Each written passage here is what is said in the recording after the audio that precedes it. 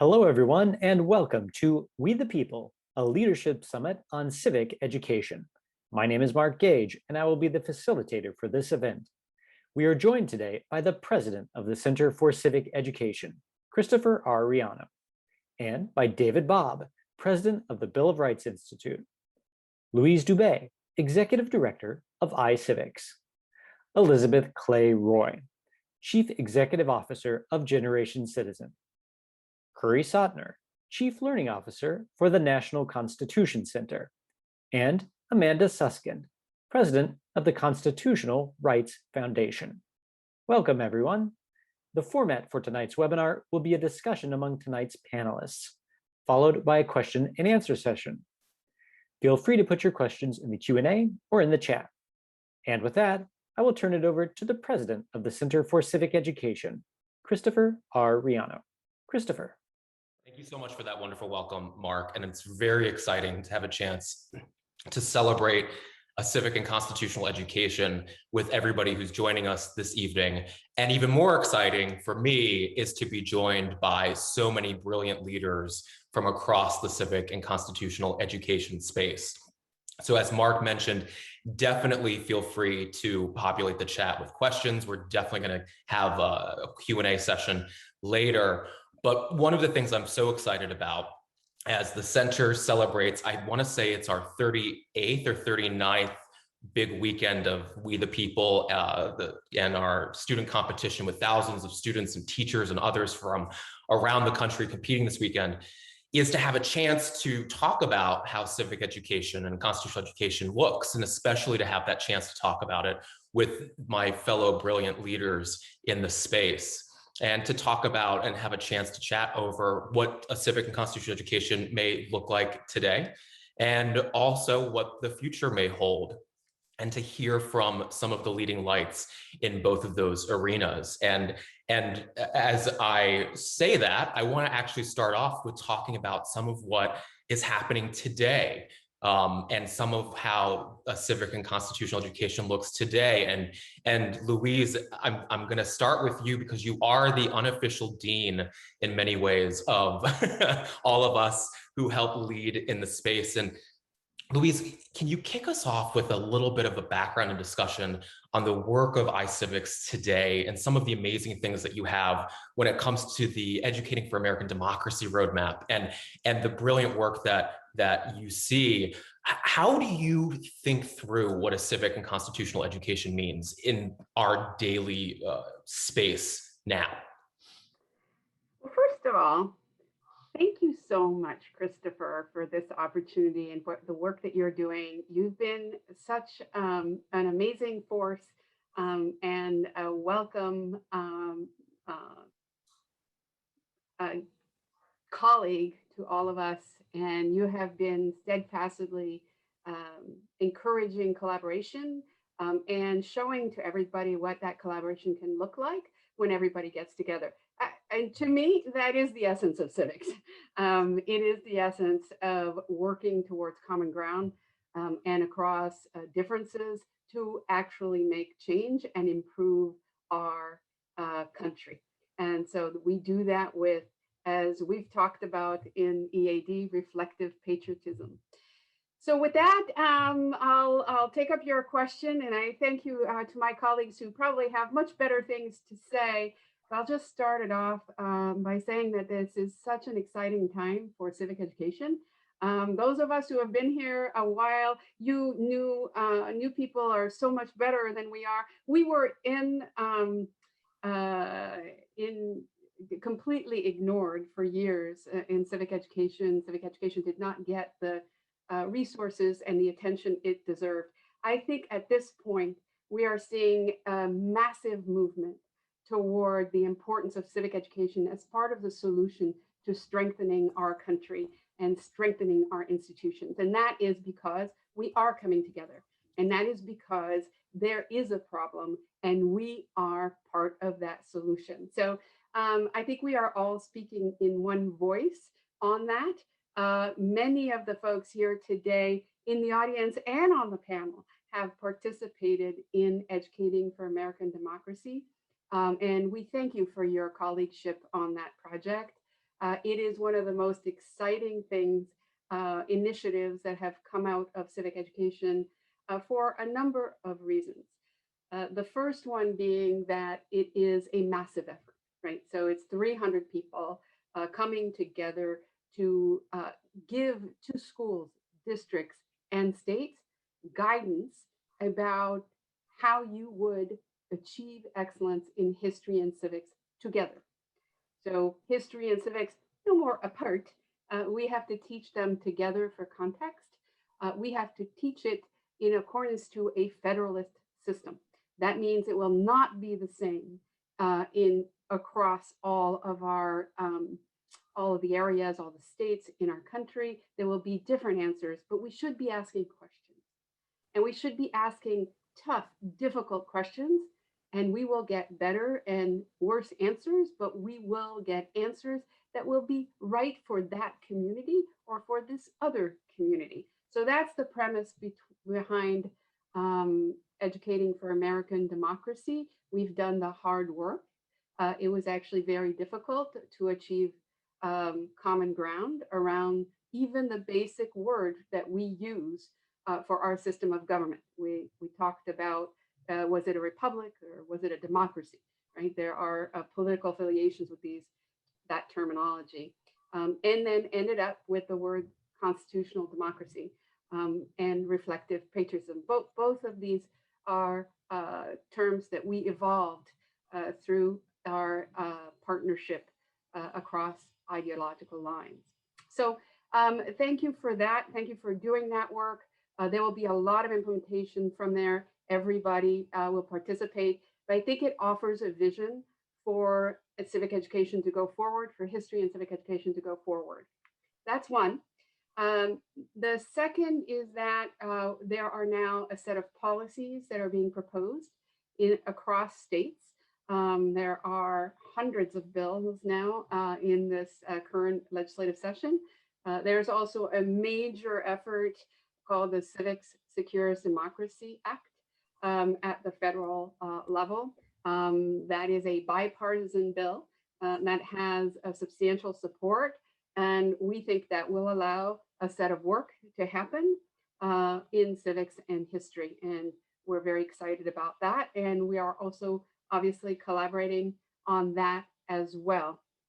Beyond that, of course, we each have our own projects and instructional materials and professional development. If there is one thing that we need to do, it is to help our educators be in a position to teach the way that they want to teach and with the professional skill that they want. And so we are absolutely devoted to helping all educators be the best that they can be in these two disciplines. So with that, I will say that civics is about finding solutions. We like to start with local solutions to problems that are relevant to students. But our goal overall is to capacitate, is to give students the knowledge, skills, and dispositions that they need to engage, be prepared and engage in civic life. And that is just a very basic notion. We do that in many different ways across many different programs.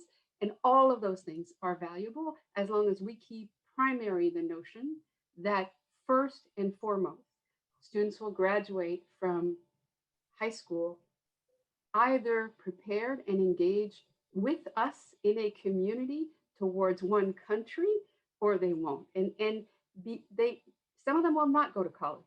Some of them may not go to VOTEC school. Some of them may not, even get a job, but they will always be in your community. And that is so primary.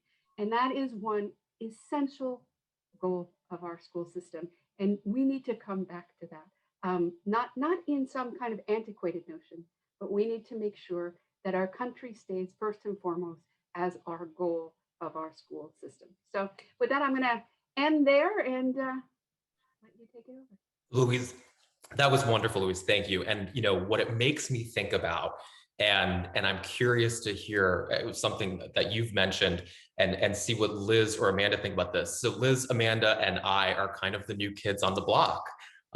And is very, amazing to have this opportunity to be in the space and do the work that our organizations are doing. But Liz or Amanda, whoever wants to jump in, what attracted you to one of these jobs? The three of us don't necessarily have the traditional background that you would think would come into the space and do the great work that we're all doing. And I'm just curious what was the inspiration to lead Generation Citizen or to lead CRF, and why now? What made now special to you? I'm happy to go first. It was a couple of reasons for me, even beyond the urgency of this moment, which has certainly been a driver. But it was a couple of things for me. One is that, I've spent my career working on a number of issues: educational equity, affordable housing, economic opportunity, and mobility. All of those issues are really the fact that we are not able to solve them, despite the fact that they impact so many Americans, is in part as a result of our reduced faith in public institutions, reduced faith in government, and hyperpolarization. And so on too many issues, I kept coming back to this notion of, if our democracy isn't strong and effective, how is it that we're going to be able to solve any of the big problems? Whatever your top 3 issues that you care most about in your neighborhood or at the national level, our ability to be an effective democracy, small d democracy in every way, is incredibly fundamental to our ability to solve problems. The other piece is more personal. Absolutely, looking back on my early years, I know that it was the impact of an individual teacher who saw me at that time. I was a really shy, introverted kid, but I was passionate about politics. I was watching C-SPAN instead of Saturday morning cartoons. Like I was obsessed, right? But I would come into school and wouldn't even raise my hand in history class. I was just that shy.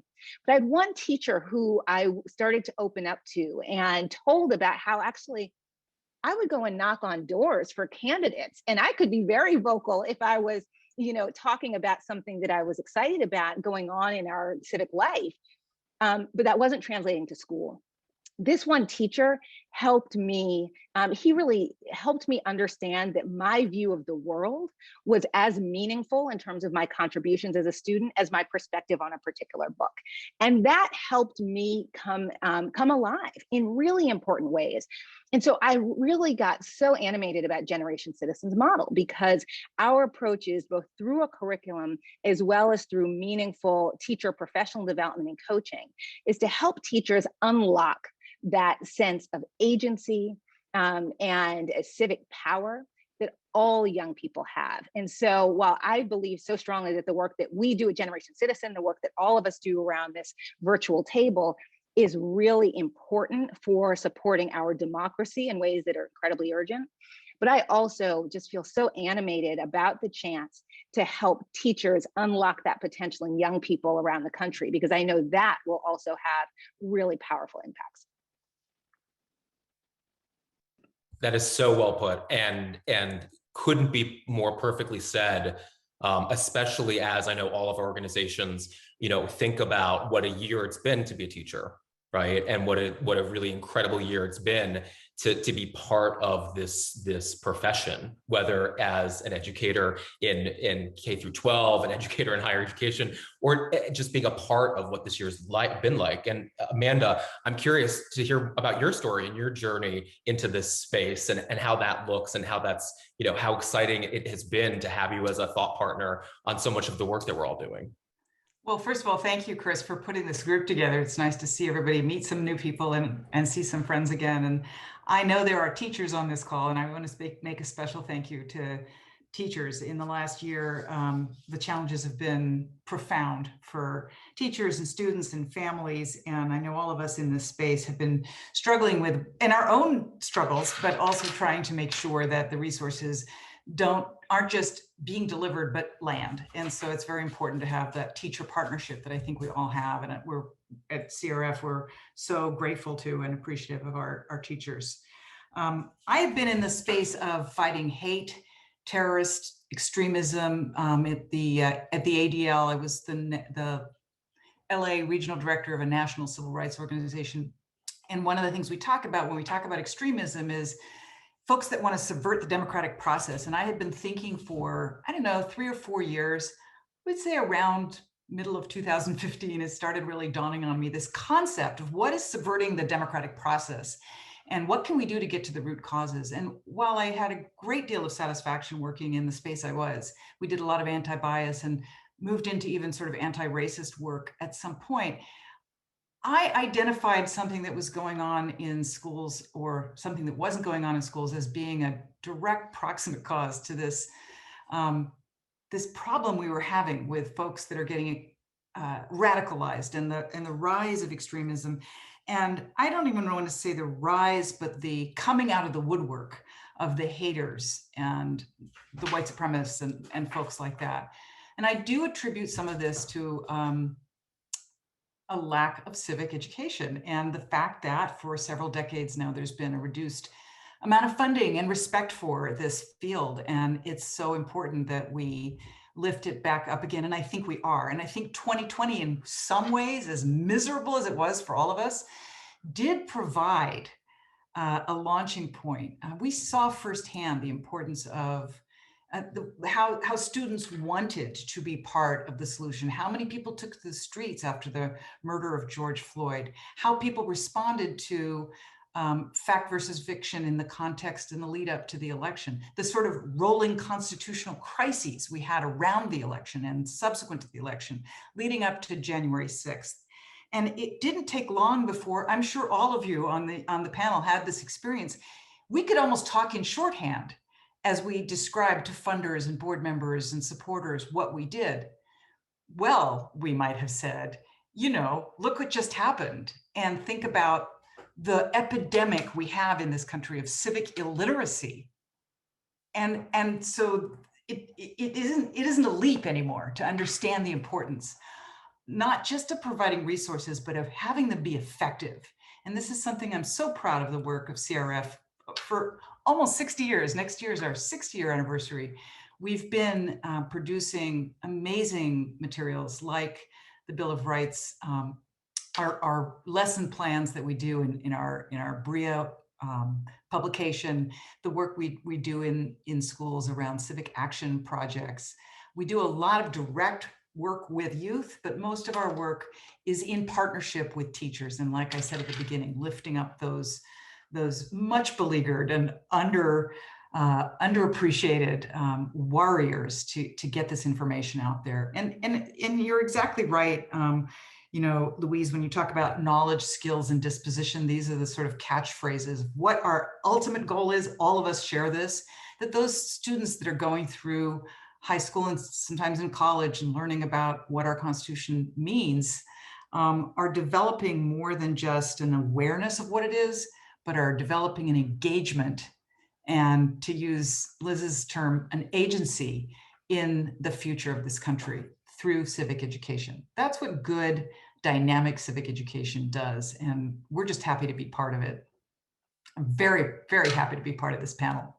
So thanks. Please. That was beautiful and so well put. And you've made me now think about a whole bunch of different things.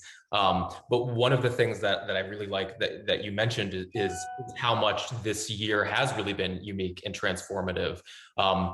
And how important it is to remember that there's something very, very special about the work that we all get to do, because civics is not just in a civics class, it's in every classroom, it's in every workplace, it's in every interaction that we have. We have a really special opportunity to make that difference for students and for teachers and for adults and just in general. And like you said, when I talk with funders and others, and they say, what do we do? I just say, we save democracy.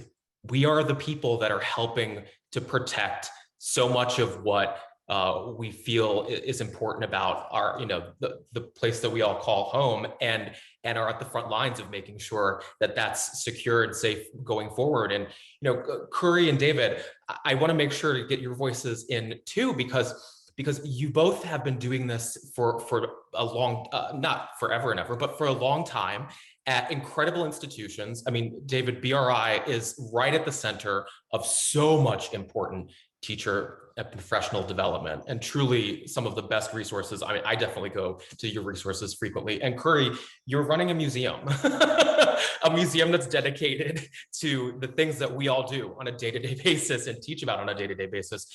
How do you see the current state of civics? What are some of the things that come to mind as we talk about what things look like today? Yeah, David, you can go first. Well, Christopher, first of all, thank you so much for including me and the Bill of Rights Institute in this wonderful conversation. The chat's on fire. It's hard to keep up with all the great comments.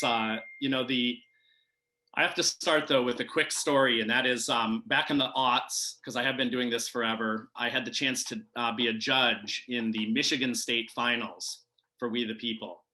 And I have to say, it was one of the most electric experiences I've had. Those students were so on point, and the fandom that was there in the parental support and their peers coming out, the Lansing Capitol building room that we were in, a very beautiful space, was rocking. And I think it's that kind of thing that we need to build off of, that we need to capture, because what has happened is, I think civics has gone from that kind of thing where it's mostly just, oh, that boring thing that I had to do if it was for somebody, or yeah, that would be nice to have, right? Now it's an existential reality. It's an existential threat. Many have noted that already. And I think, you know, Michael noted or asked really, what is it to have a failed democracy? A few years ago, I had the chance to meet a young woman who had defected from North Korea. She had a vision for her people to be reunited. And she said she wanted to study history and psychology so that when that event happened, she might bring them back together in a way that did not leave her brothers and sisters in the North behind. And I thought that was just such a poignant and amazing thing for a 20-year-old to say. And today we have divisions in our country. They can sometimes seem insuperable. And I've often thought, you know, for teenagers, what does it mean to have polarization? They're not pouring through the political science literature. That's my background. They're not trying to understand it from a demographic perspective. They're trying to say, can I disagree with my peers? Can I have a hard conversation and still keep that friendship? And I think we have to meet students right where they're at now. And I think the good news is, despite a welter of bad news, that many people in our country who previously have paid lip service to civics are now ready to stand and support. And I think that's why I was excited to be a part of and heartily endorse the roadmap, because it's about inquiry. So many questions that our fellow citizens are asking, that young people are asking, demanding answers, demanding action. And we know that that mode of inquiry, if done well, can help build that kind of structure of moral and civic virtue. Because ultimately, one thing that's really fascinating, I think, when you look at the sort of double helixing of civics and history, is that so many people who have been leaders of freedom and equality for all in this country agree that we're not going to be able to uphold our constitutional democracy without virtue, without a shared sense of what it means to be responsible, to be aware of, mindful of, a defender of justice, what it means to be courageous. This, to me, is what civics is about. That there is that ultimate way in which it issues in a disposition and an openness, a tolerance. You know, some of these kind of old-fashioned liberal virtues that I think really have to be reconstituted, because that's ultimately what's at stake.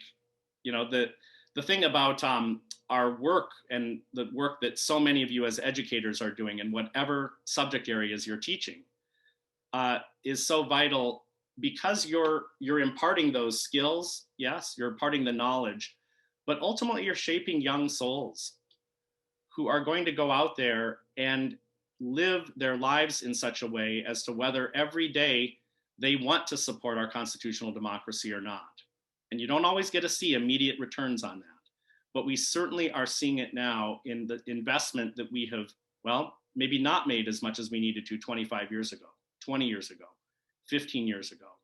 So I think that's the task at hand, is really to say, and that's what's at stake ultimately, Christopher, in answer to your question.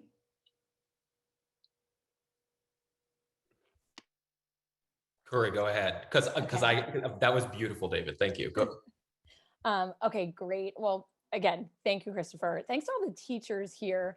And when I think about kind of state of civics education, state of democracy, what's at stake, all those questions together, I want to pause for a second and be so unbelievably grateful for all the teachers out there doing an unbelievable job in this last year. The teachers, the principals, the superintendents, the entire school structure and system. We talk about, being on the front lines of standing up and shoring up the walls of our democracy.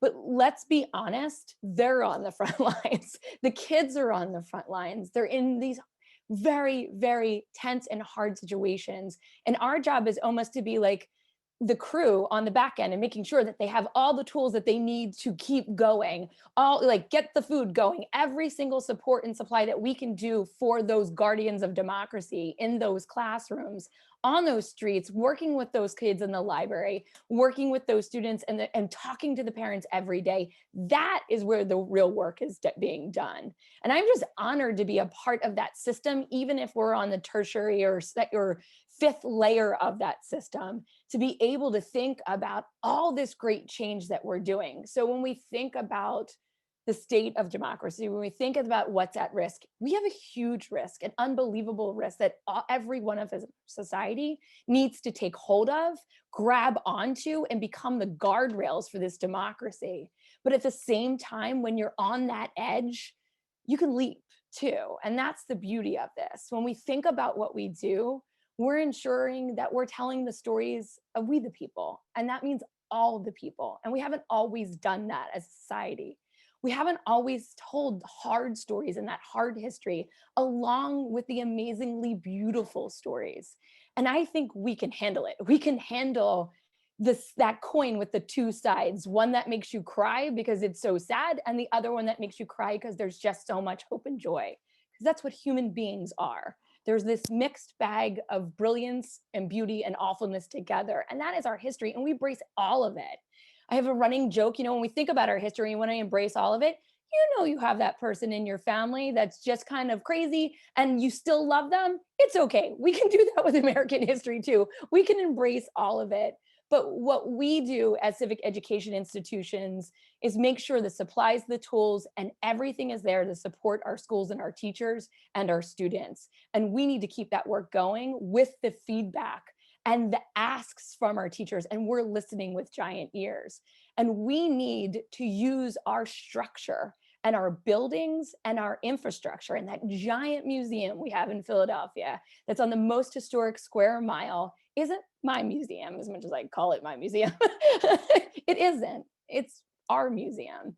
And it is a town hall for every single one of us to create place and space to have these big questions discussed. Because it's not just about knowing the stories, and it's not just about asking the tough questions, but it's giving each other opportunities to talk through those hard things and get to the root of those values that we all hold on to and we see and we align behind. We think about this and we think about our Constitution and our Declaration of Independence. We think of the beautiful words of the Declaration of Independence as our guiding light and our principles and our values. All men are created equal, that we are endowed by rights that nobody can take away. We want to ensure that our Constitution and our laws and our processes and our structures align with that. And we have to work together to do that. We have to have create place and space. But on the other side of that, not just talk, we have to listen. And that's something that I have to remind myself of every day.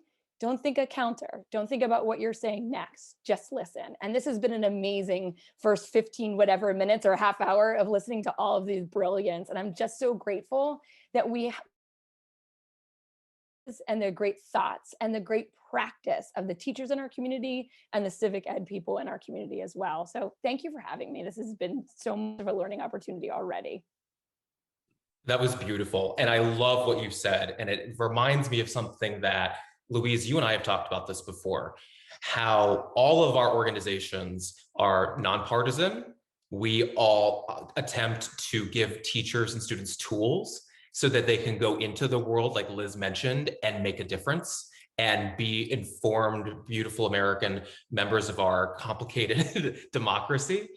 But when we give people tools and we work in the nonpartisan space, that's not always easy to do, because we end up bouncing around between so much of what we're teaching and working within. And Louise, I'm curious from you or anybody that wants to jump in, what are some of the things that we can constantly focus on as organizations and in this space to maintain that neutrality and keep us all working towards giving those tools to students and teachers and others, and making sure that they can have those debates and discussions that are important to have?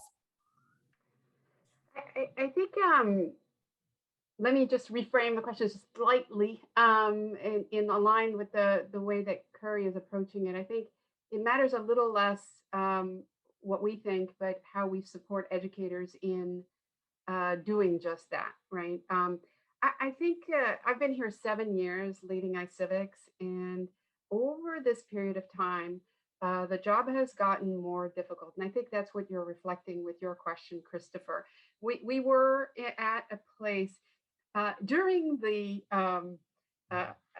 Ice Age when we were ignored in the main conversation about our country. It was pretty easy to be nonpartisan, declare yourself that, and seek, and so on and so forth. I think now that we are getting closer to what is essentially a political debate in our country between our system of government as it currently exists and a different system of government, right? The difference between the responsiveness that is expected from the institutions and a different system. So as we are entered this political fray, those tensions become much harder for the field. And we've seen a level of debate about these ideas that we haven't seen, frankly, for the entire time I've been here previously. So that's certainly made all of our jobs really much harder. But the job that clearly has made harder is the one of the civics teacher and the administrator in a public school or in a charter school, any kind of school. And that is because though the attempt at having these civic discourses is interpreted in some cases as being political, right? The attempt to have sharing of different ideas is sometimes also interpreted as being not safe or some other kind of threat in some way. And that's different in different places and so on and so forth. So I think we're, as a field, going to have to build muscle for standing really firm to our beliefs that this kind of debate is inherently American, right? You cannot be in a democracy and want to work with people who agree with you. Those things don't work. So you have to want to work with people you disagree with and not call them names and not start to ignore them and continue to try to find common ground with other people and talk. That is, and yes, talk about politics. There is, everything is now political if you take that out of the classroom. And I will say one more thing. I hope that educators educators that are, you're already, the history and civics educators are already convinced. But I do think that those teachers who are teaching literacy will start to understand that the relevance to students matters to the level of educational achievement. So for that proposition, there is enormous amount of research, right? There's an enormous amount of research for educational achievement on the basis of the quality of instruction provided and the relevance and enthusiasm of both the teacher and the student for the subject. Let's accept as a premise that most students are really interested by these issues that are happening around them now, right? And that is a tool for educational achievement. So even for those educators or principals who are worried about politics, think about it a different way. Think about using this tool for increasing the literacy of your students, because I actually think that will work. We have spent many years in this country trying to achieve basic literacy and have failed for the most part. So I think it's time for a different way to engage with text. And this is a very strong way. And so the other side of that is that we have a duty to protect our teachers and to protect principals in doing this work. It is not easy and will not happen overnight, but we are absolutely dedicated to that premise. So I'll stop there. That was beautiful. And I can see my fellow New Yorker, Liz, and I are shaking our heads saying, yes, yes. And Liz, I'm so curious to get your thoughts as my fellow New Yorker on what Louise just mentioned, because it's just so true, isn't it? Absolutely, and Louise, I think your point about protecting teachers and administrators is incredibly important. The other thing that comes to mind for me, because I think it's come up in some of the politicized conversations about the work that we do, is a kind of false binary of civic knowledge and engagement or practicing civics. And I like to analogize it as I'm a parent too, to if my daughter is really excited about soccer and it's a Saturday afternoon, I don't want her watching soccer for 4 hours. I want her playing soccer. I want to give her a soccer ball and let her go out and play it. And if my daughter is excited, cares about her community, I don't want her watching MSNBC or Fox News or anything else all afternoon. I want her to volunteer. I want her to ask how this is happening in our community and me introduce her to somebody who can help her learn more about that issue and then find her way as a middle schooler or as a teenager to contribute and engage. And that's what we think about is, the term action civics. It's marrying the civic knowledge with the opportunity to practice civics. And part of the reason I think it's so essential, because I know there's anxiety about that happening in schools. I think schools are the perfect place for it. I think we agree on that. Part of that is because it's really important that we practice our commitment to citizenship and democracy, not just in a nonpartisan way, as we all do, but in a pre-partisan way. Right? You have to, it is valuable for your longtime civic engagement to think about how do I do community problem solving before attaching any label to it. And if we don't help our kids think about problem solving without labels, they're unfortunately going to get dragged into the toxicity that we currently call our political system. We've got to give them the tools to find themselves in the community problem solving and see that as democracy, not what's happening on TV. That's brilliant and just brilliant. And I literally am sitting here taking notes because I love that term pre-partisan. That's a beautiful term. And I love that term. Just like I remember Louise, one of the big things that comes out of EAD is reflective patriotism, which I think, I know because we've talked before as a group, that is a beautiful way to put together what we're trying to achieve. And Amanda, I want to get your thoughts because I see you just came off of mute. You can see that's my way of raising my hand. Yeah, no, I think there's a sort of an ancillary topic that I'm eager to get into, which is who are we talking about? Who are the students we're trying to reach? And I think, most of us probably, by nature of the way we do business, are primarily reaching underserved communities. I know we are doing a lot of work in Title I schools in California and around the country. But I just want to stress that civics is something that literacy is important at all ends, all parts of society, and that this is not simply a subject that we need people who are outside of, the traditional model of who people think this country works for, whether they're people of color, whether they are first generation like I am, whether they're not yet citizens, whether their parents are not citizens. That's one kind of area of concern, of getting them engaged in being good citizens. And I use that word, like we say democracy with a small d, I use citizenship with a small c, even though it doesn't quite have the same, I'm trying to get across, I'm not talking about whether or not you are a citizen, but whether you are practicing good citizenship. And that's one end of the spectrum we're trying to reach. The other end of the spectrum, frankly, is privileged people. So we have apathy at the other end, people who are in the tent, who this country does work for, and don't necessarily take an interest in any of this because they don't have to. It's just not that important to them.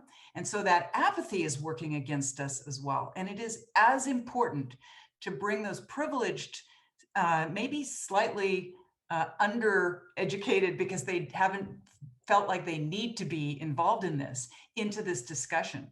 When we talk about polarization in this country, we're not just talking about one political party against another.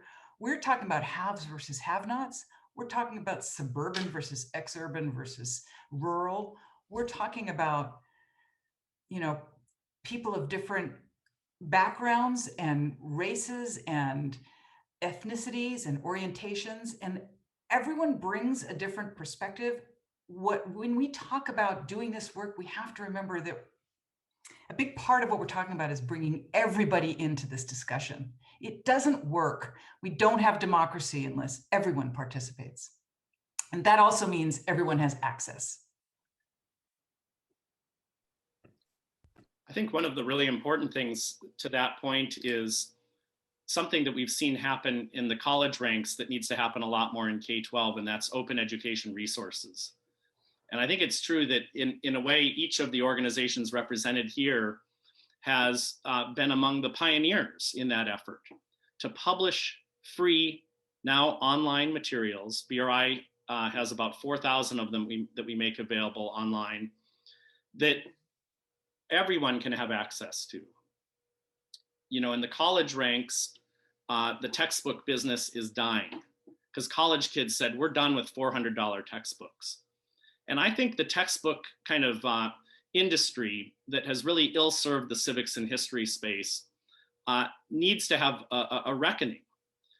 There's a way in which we can, and we know that already, for example, all of you teachers are pulling resources, you're curators, you're entrepreneurs, you're doing things in the classroom that are so often much more innovative than the systems even that you are in. And I think we have to imagine, how is it that we really renegotiate a social contract in our school communities? Because the legal counsel that sends out that word at the beginning of the year don't have those discussions. The building principal or the superintendent that takes the cue from that legal counsel and says, you know what, I noticed this has been mentioned a lot in the chat, that pressure, subtle, sometimes overt, but almost always there, pipe down. The kids can't handle it. There'll be a fracas. We can't have that kind of division. What we have to do, I think, is figure out new ways in which we engage the parents and the administrators and say, let's renegotiate this, because if we don't have those disagreements in the classroom, we're not going to be able to preserve the democratic practice that we know is so important. It's kind of like we've taken the Thanksgiving bromide, don't talk about religion and politics at the Thanksgiving table, and applied it to our public schools. That's untenable. And I know I'm preaching to the choir here with educators, but let's think all together. How can we do that? As civic ed organizations working with educators, I noticed that there's attorneys joining us today, wondering how can you get involved? We need your help. We need a group effort here to really figure out, how do we take this discussion to a new level in which viewpoint diversity is front and center? And yes, Liz, I second wholeheartedly what you said about that blend of knowledge, skills acquisition, issuing in a disposition, but engagement being the goal here. You have to know whether I'm a baseball fan, my kids are playing Baseball, the rule book is long, right? You don't spend all your time with the rule book though. Sure, you look at that. You understand whether it's soccer, baseball, or democracy, what are some of the informal and formal rules? But then the idea is to get on the playing field. And I'm confident that we can forge, it's going to be hard, EAD, Educating for American Democracy, like you said, Louise, there were points where, it wasn't easy. And it won't be easy to negotiate some of those things around how do we do nonpartisan political discussion. We cannot shy away from that, but I'm confident that we can forge some new ways to do that and to do it in such a way that we can get the community buy-in that's going to be so essential here. I'll just also echo the notion that anyone who wants to get involved in any of this, I'm sure a lot of us have volunteer opportunities. I know we do a lot of law-related education. We use lawyers. We have non-lawyers as well. Any of our websites, and I'm sure Chris will be happy to provide them, you can go to and figure out, how to get more information about volunteering. But if you're not a teacher already doing this, but you're, on this as a parent or a lawyer, we welcome you. And I want to give one other shout out, which I think to the extent there are students on this call, we don't mean to be talking down to you in any way. When we talk about our partnership with teachers, I want to echo what a lot of folks have talked about. Empowering students doesn't involve lecturing them and telling them the way things are. It involves giving them the tools to figure out how to use their own voice, how to amplify their own voice.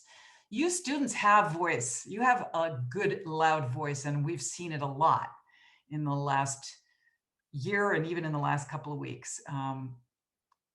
Keep asking, keep being curious, keep being involved, and get involved in these civic activities that we're all talking about. We're just hoping to facilitate the resources to get you started on this journey of lifelong civic engagement. And that's a perfect segue to me wrapping all of you guys back together again around the most important thing about this. And Liz said this, and David, you said it, and Amanda, you just added it so well. It's teaching our students to be able to engage in these difficult conversations, to not shying away from it, to asking, what am I coming to learn and understand for myself to take away from it, and then letting them lead. And so we all have our analogy about sports or baseball and stuff like that. Mine's usually driving a stick shift car. That is something you can read the manual about for a million years, but until you get to practice, you can't do it. That is life. Everything we do, we play, we practice, we do before we do it for real. But somewhere along the line, we forgot that you needed to experience and practice civics, being a citizen. So, you started off, Louise, with talking about our kids are going to go out into the world and be in a million different fields. They may go to college, they may not. In every single aspect of life, you need to be able to use those civic skills to come to a difficult conversation, to have an engage in dialogue, to move through consensus. All these tools are amazing. And what I am so energized about, and all the programs that we've all been doing as full groups and organizations, but we've been doing at the Constitution Center, is we've just flooded and opened the gateways and let the kids come in from all across the country and talk about really difficult things. The Second Amendment, the Electoral College, really heavy things. And they are amazing. They know how to walk in. We give them norms. They follow them. They learn. They check each other in positive ways that raises everybody. And they engage in these conversations to do more and do good out there.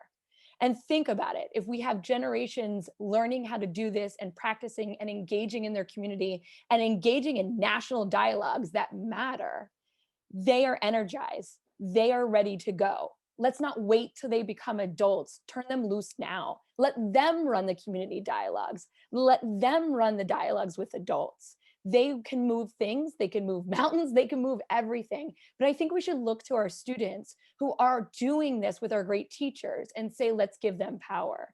And how do we support administrators and principals and teachers from having a shield?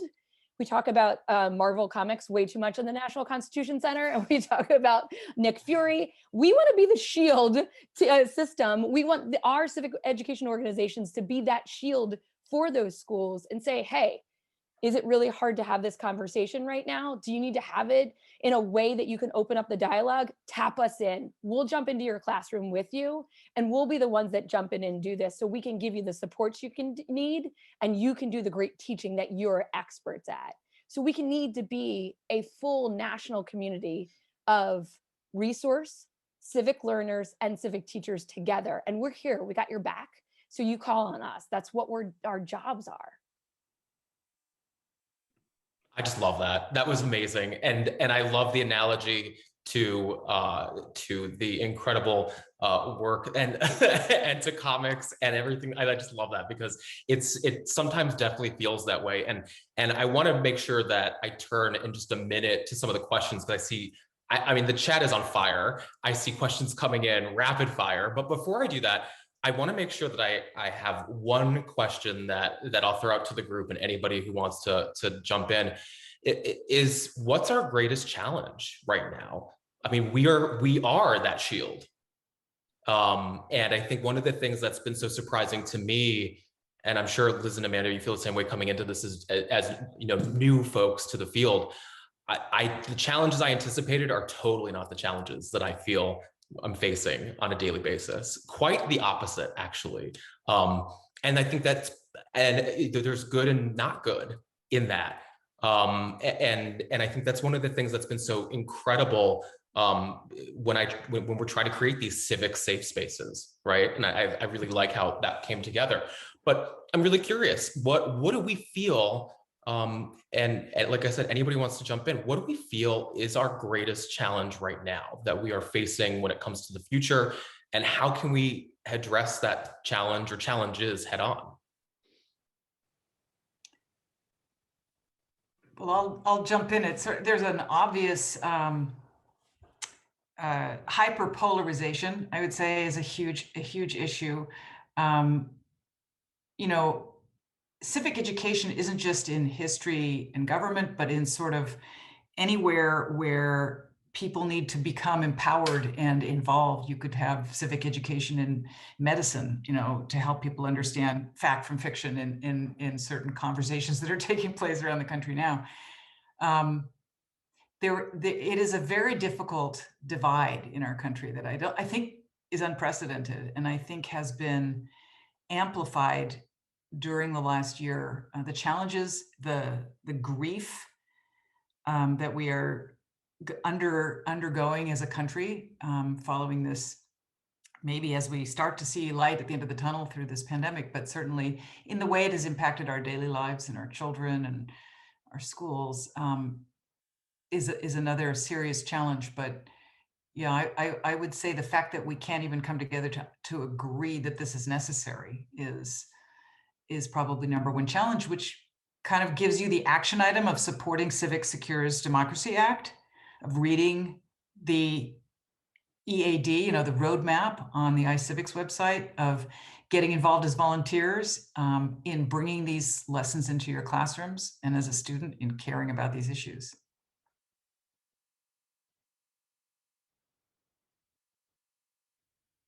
Louise, I think I saw you wanting to jump in too. Oh, there we go.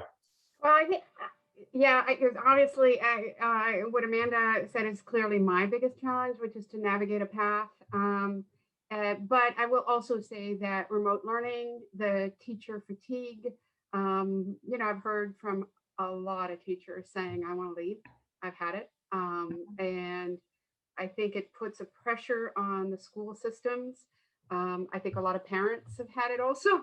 And I think it's going to be, the pandemic has,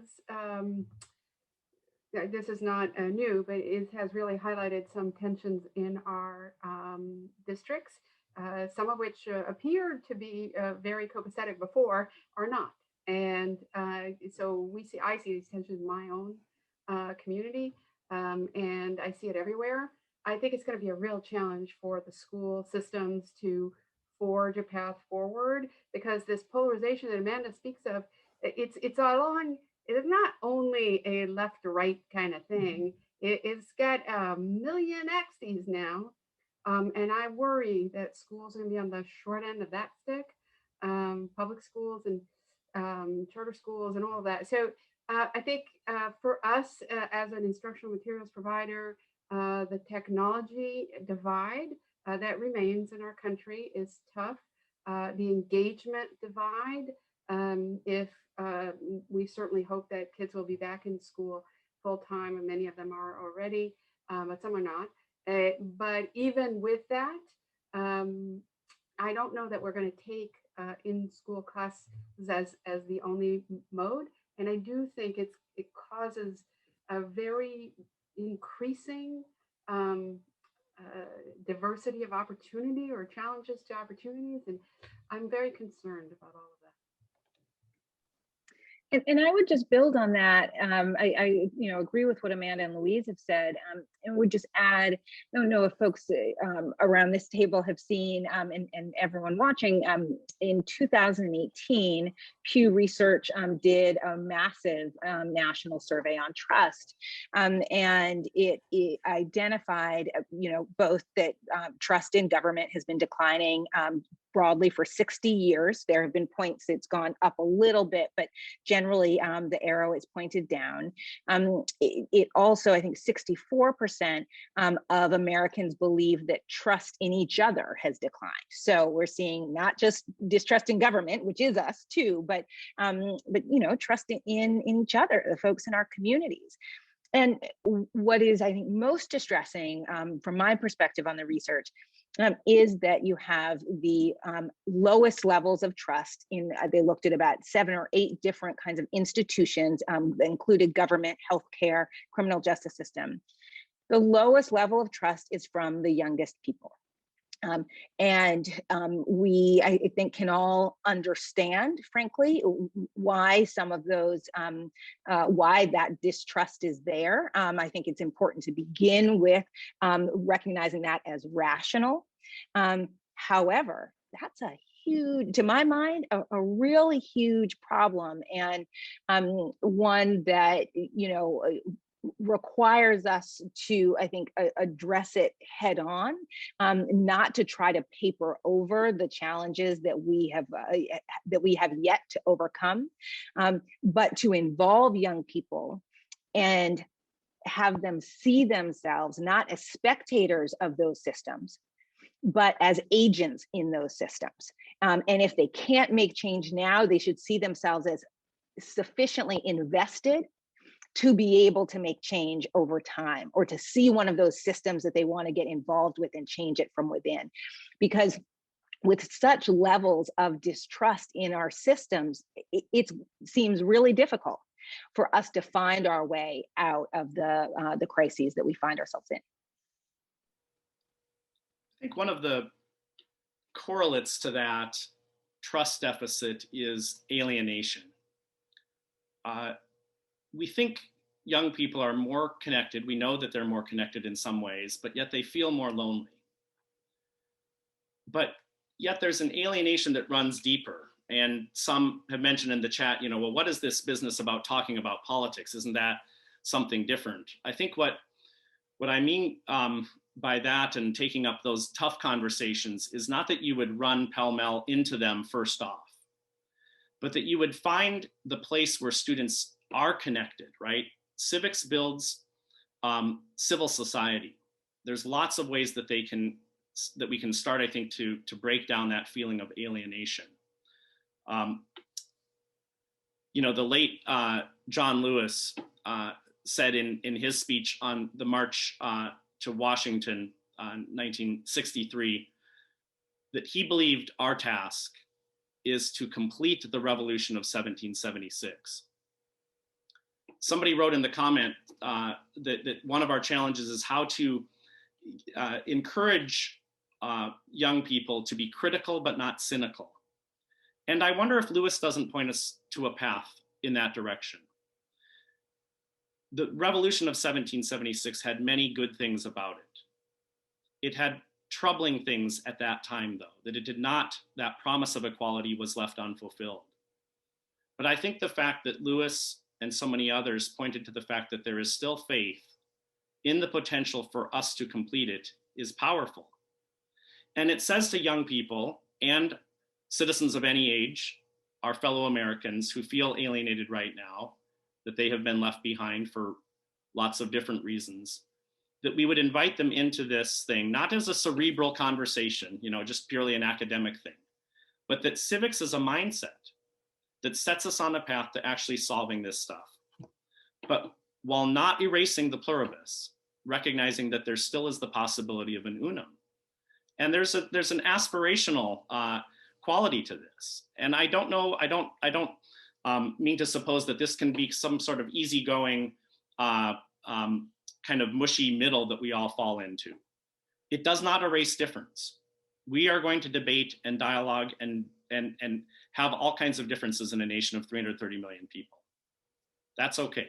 What we do need to find our way to is to navigate to a better way of dealing with those differences and not giving up on the possibility of coming together to solve stuff.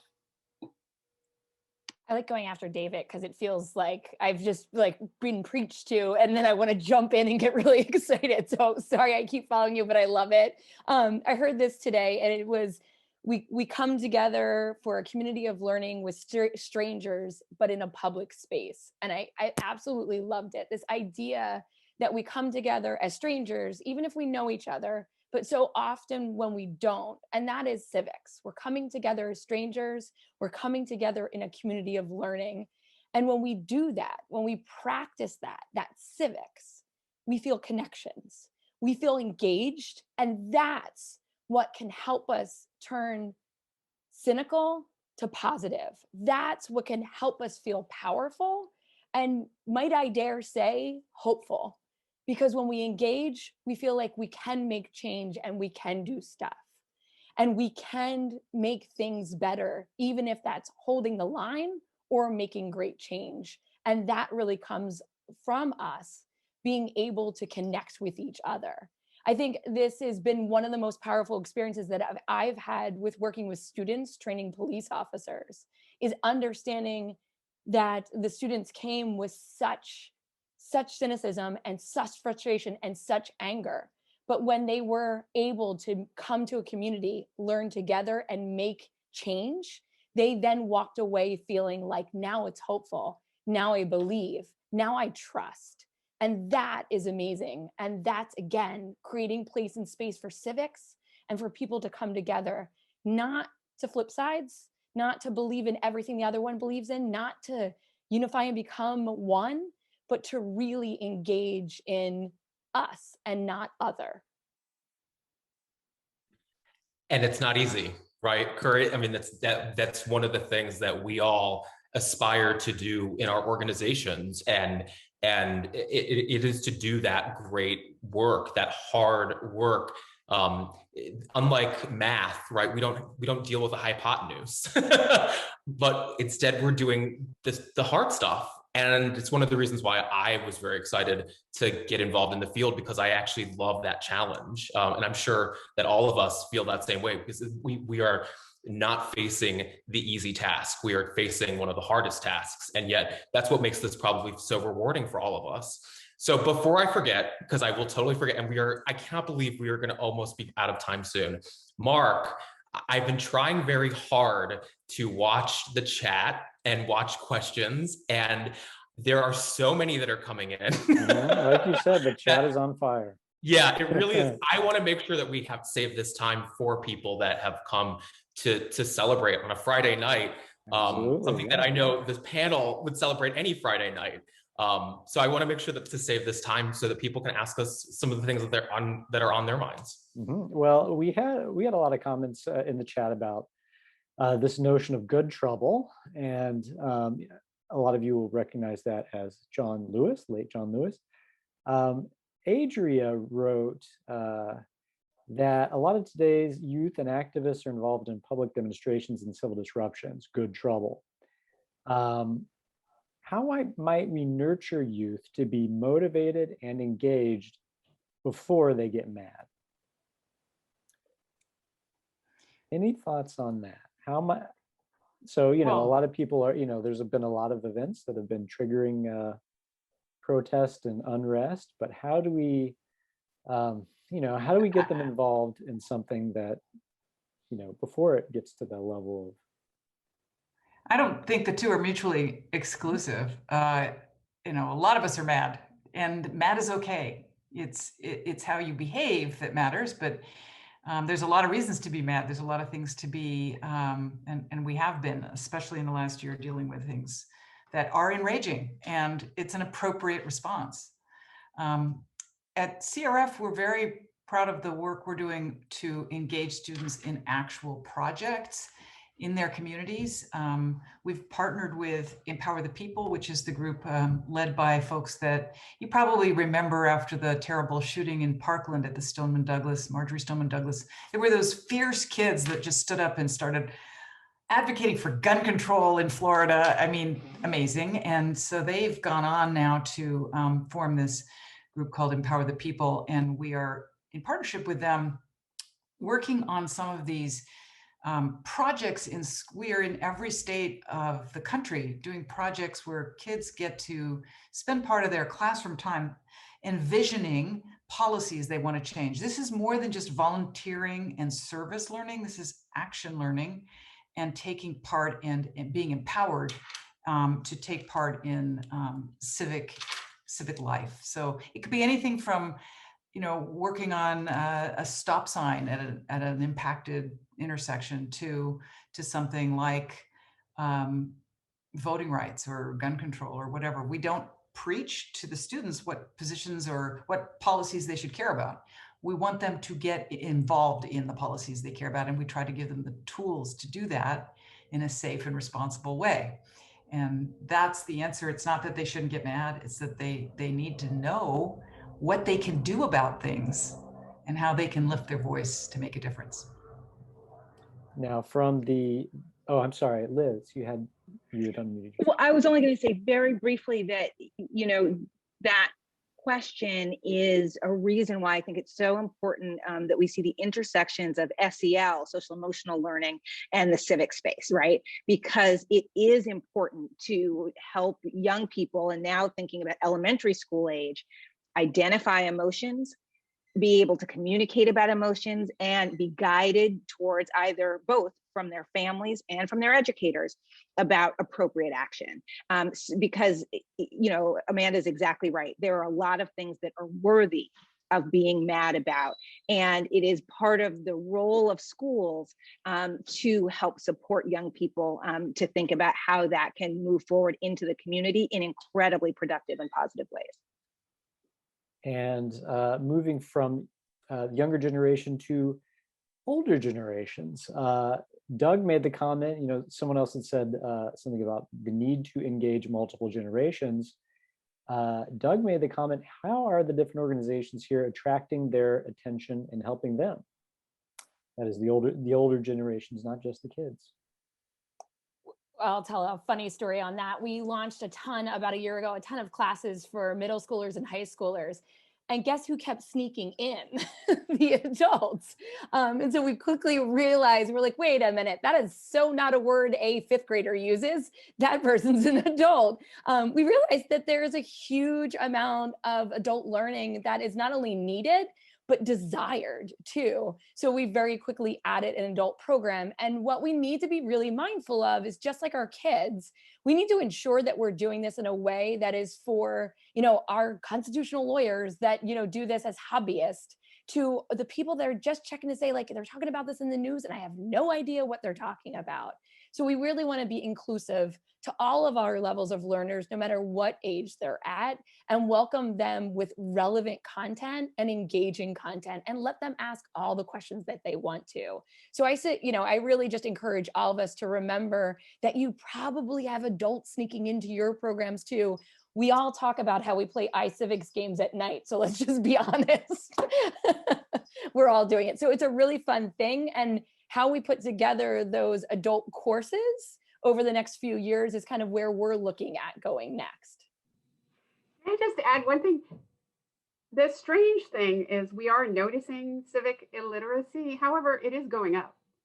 So it's kind of when you look at it, people see what's happening in the news and are therefore more interested in learning about it, right? So same for students, same for adults. So there's hope in some strange way. That's so true. And Louise, you're well aware because we've talked about how I've never won the presidency with iCivics, but I do tend to win the Supreme Court one when I play that one. So, which is probably a good thing considering that's what I used to do.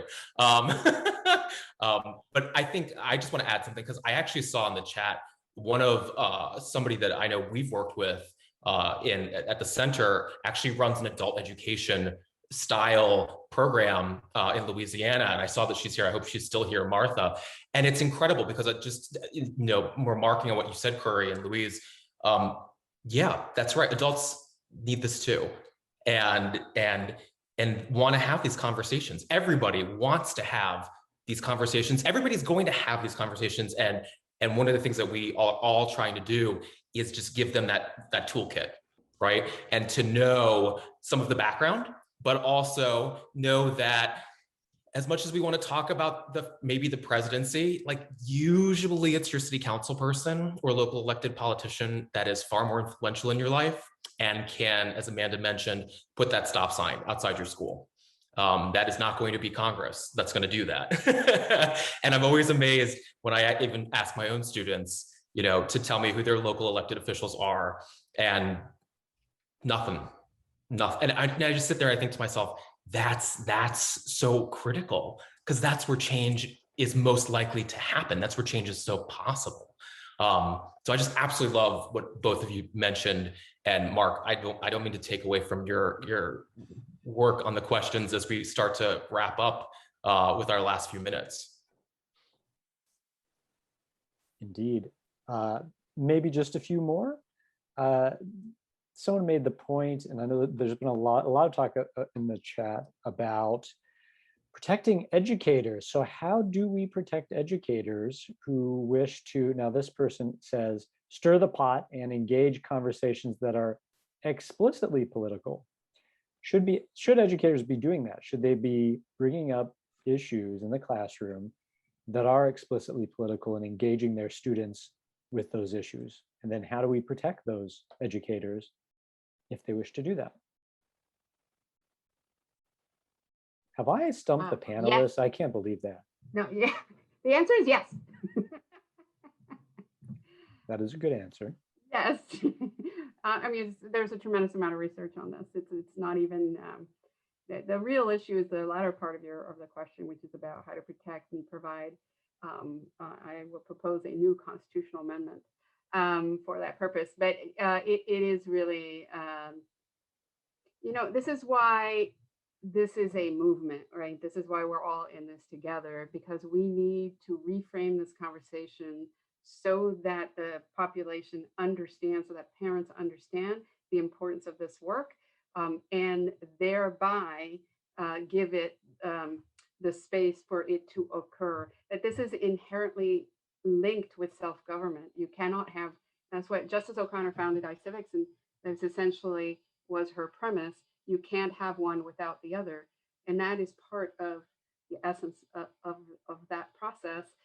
And so parents and administrators, everybody has to understand that. Now, also educators have to be also cognizant of where they end, right?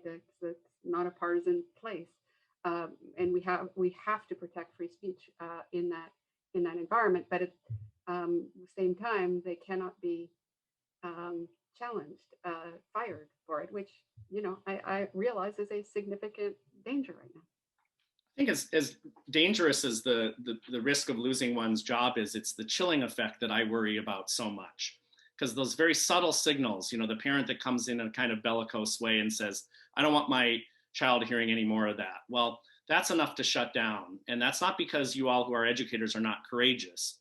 It's because that the support of the community is so vital. And so I wonder if there's a two-way conversation that we can do a better job of stimulating. The first would be explaining to parents what viewpoint diversity is. What does this mean? BRI just did a 3-year comprehensive history of the United States for which we hired 100 historians. And we put them all in a debate really with one another so that there's all of these counterpoints throughout. What is the Constitution of the United States a pro-slavery document? Yet 2 historians debating that, right?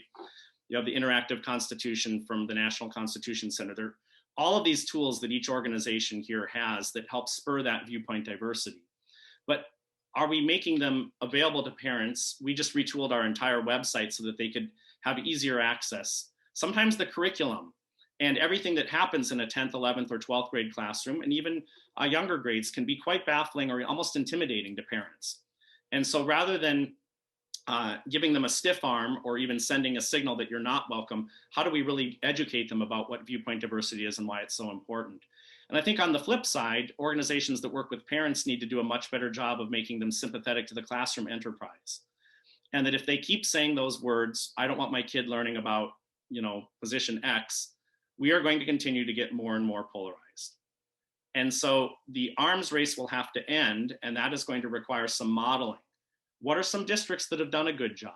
Let's celebrate those. Maybe teachers, when you've seen your administrators do a great job, we got to do more backing them up. But I'd love to hear from educators all across this audience, what we can do as organizations to better create the dialogue between parents and teachers to give you the room in which you need to be able to do your work. Absolutely. Now, Mark, not this Mark, a different Mark, said he's wondering about curricula that will help kids to develop skills in evaluating media, understanding bias, identifying fake news. Mark is, I think, really looking for a comprehensive curriculum, but he also asked about best practices or good practices in teaching the concept, 5th grade, 8th grade, high school, various levels. Is there anyone here who would like to offer an opinion about that? I can see you're shaking your heads. Don't be shy. This is for you. I can't hold a secret, so I never do.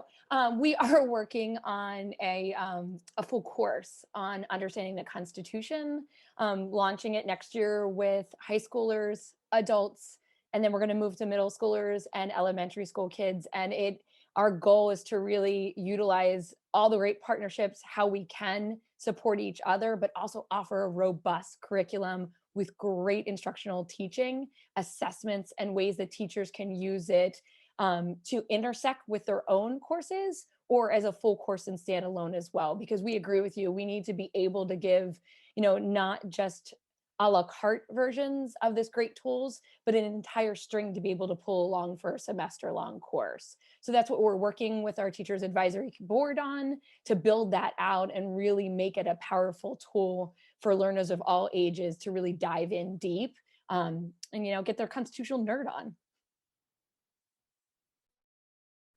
And should there be an additional civics requirements for teachers in terms of professional development?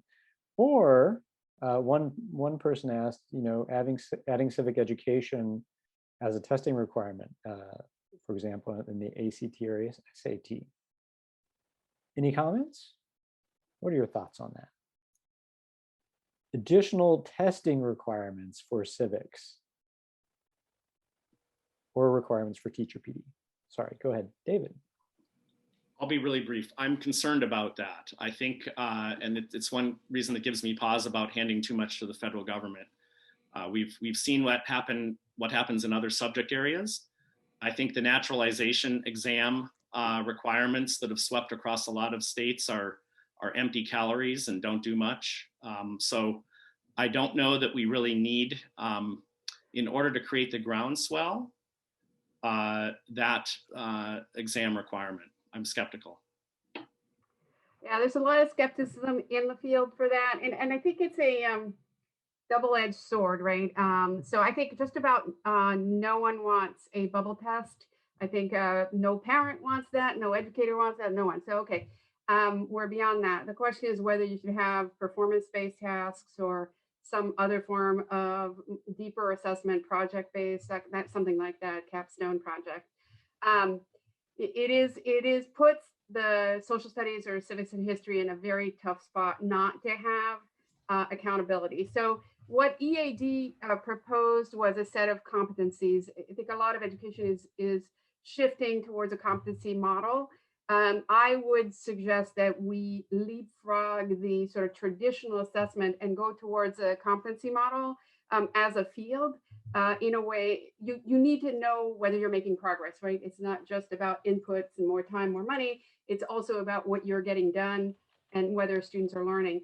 So you do need some form of to measure progress, but what we don't want is a bunch of accountability and without the proper resources, and we just don't want more testing time for kids. So that's my only solution for now. So that's a conversation to be had, let's put it that way. There is a new initiative in California. I don't know how many people are covering California here, but it's a state seal concept, a state seal for civic engagement that you will get if. Yeah, a lot of different states are doing something like that. There, Tammy Waller, I see, is here.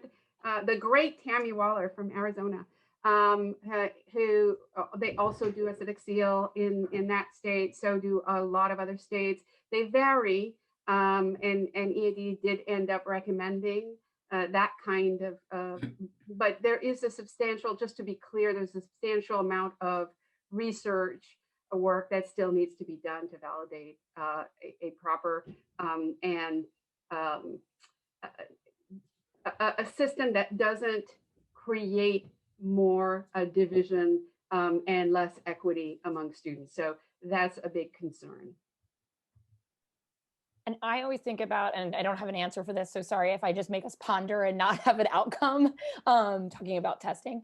I always wonder if one of the great goals of the Constitution Center is to have civil discourse, how do we measure that? And is that the assessment that we measure? How much dialogue is going on? How people's thoughts and ideas are expanded? Like, how can you measure the environment of a healthy conversation? Even if it's a difficult, intense one, it still can be a productive and healthy one. So how do we measure that kind of energy and then use that as a proper assessment? And we've been doing it in experimental ways with our civil discourse work, and we're testing it with our summer teacher institutes this summer. But that's kind of where, how do we get to that level, at least with the work that we're doing, and how do we measure that in our classes and across the country as well? We could have added that to the list of challenges Chris asked about earlier. You know, how do you measure impact? What are the metrics that we use to determine whether our work is effective even? I think, you know, we'd all like to explore ways to improve in that area. Absolutely. And maybe for a final question from the field, a lot of people are making the comment that civics has been, echoing Louise Dubé's comment that civics had been ignored for a long time. And also, sometimes STEAM has been favored at the expense of the humanities and of civics specifically. Anthony writes, how do you recommend we approach local, state, national leaders about rebuilding the need for strong civics programs? So I'll answer that. So the result of this collaboration and some other forms of collaboration is an entity called Civics Now, CIVXNOW.org. It's 163 organizations, organizations as large in scale as the Girl Scouts of America, the League of Women Voters, the American Bar Association. And we are together building these policy platforms right now in 31 states and at the federal level. So this is not something that everybody in the field agrees, but we have set about a state policy menu that we are always trying to improve across different ideological lines and trying to create a platform to rebuild and reinvest in civic education. There's a bill in Congress called the Civics Secures Democracy Act. People, please call your Congress people to support that bill. That's the investment which we need in order to be taken seriously as a field for history and civics. So that is all of those coalitions, 31 states, are trying to make that case to legislators all the time. They need you. They need educators to speak up. They need students to speak up. That's what makes a difference in the states, is to have local people talk. So I would suggest that you take a look at what's happening in your state at the legislative level, because as I said, there's hundreds of bills moving through this legislative session. So I think there's quite a bit that you can do. Thank you for your partnership. Well, thank you, everyone. I'm putting in the chat links to each of the organizations represented here today, plus Civics Now and the EAD roadmap. Christopher Riano, do you have any final comments? We're coming up on an hour and a half, I believe. Yeah, I think my math is right there. I definitely. Oh, you're right, Mark. And I think the one thing I want to just say is thank you to Curry and Amanda and Liz and Louise and David. I think the organizations that we represent have an opportunity to make real difference and real change. And I really appreciate what you said earlier, Louise, about trying to celebrate the sisterhood that we're putting together as organizations, because there's so much work to do. And I think one of the things that makes me feel really good about the field, and I'm glad to be a part of it, is the fact that we all come at this in a diverse way. And I think that's a wonderful thing. And we all are celebrating in our own ways, in our own organizations, civics, right? And civic engagement and dialogue and discourse. But by elevating each other and elevating the work that we each are doing, we're elevating the field, and we all know this and agree on this, I know, so much to do. And I think one of the things that makes me very excited is to be here as a part of this space with each of you. Each of you inspires me on a daily basis. And I really just want to say thanks to all of you as we kind of come to the end of this event that I am really glad was as successful as it was and reached as many people as it was. And the chat is once again on fire. And so with that, if anybody has a last word, I'm happy to entertain it. But spending a Friday night, I think, Liz, you mentioned this before we jumped on live, spending a Friday night together like this is like what civics nerds do, right? This is, and I think that's part of what makes this so exciting. And I'm just glad I had a chance to share it with each of you. Thank you, Chris. Thanks for putting it together. Thank you. This was fun. Great fun. Thank you for coming. Thank you, everybody. And that will be all for tonight. I'll go ahead and send around a recording later on. We will have this on video so you can watch it at your leisure. Thank you so much. Kerry Sautner, Elizabeth Clay Roy, Amanda Susskind, Louise Dubé, and David Bobb. Thank you so much for being here tonight and for sharing your expertise with us. Good night, everyone, and have a great weekend. Goodbye. Thanks all. Bye. Thank you.